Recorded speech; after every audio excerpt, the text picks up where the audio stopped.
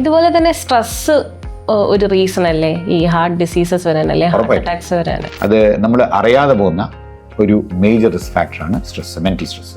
ഇന്നത്തെ കാലത്ത് സ്ട്രെസ് ഒരുപാട് കൂടുതലാണ് എന്നാണ് പഠനങ്ങളും നമ്മുടെ ഫ്രണ്ട്സ്, സൈക്കാട്രിക് ഫ്രണ്ട്സും ഒക്കെ പറയും. അത് പണ്ട് നമുക്ക് ഈ സ്ട്രെസ്സൊക്കെ മാനേജ് ചെയ്യാൻ പറ്റുമായിരുന്നു. ഒന്ന് ഫാമിലിയിൽ, രണ്ട് ഫ്രണ്ട്സിൻ്റെ കൂടെ. ഇന്ന് നമ്മുടെ ജീവിത രീതികളിൽ ഒരുപാട് മാറ്റം വന്നു. എല്ലാവരും കുറച്ചും കൂടി ഉൾവലിഞ്ഞ് ഉള്ള ഒരവസ്ഥ, വിഡ്രോൺ ആയിട്ട്. Socialising is only through mobile.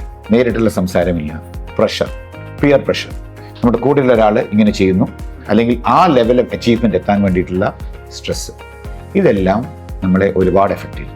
ഒന്ന്, നമ്മുടെ ഹോർമോൺസിൻ്റെ, അതായത് അഡ്രിനലിൻ അങ്ങനെയുള്ള ഹോർമോൺസിൻ്റെ ലെവൽസിൽ വ്യത്യാസം വരുന്നു. സ്ട്രെസ് ബ്ലഡ് പ്രഷർ കൂട്ടുന്നു, ഷുഗർ ലെവൽസ് കൂട്ടുന്നു, ഉറക്കമില്ലായ്മ.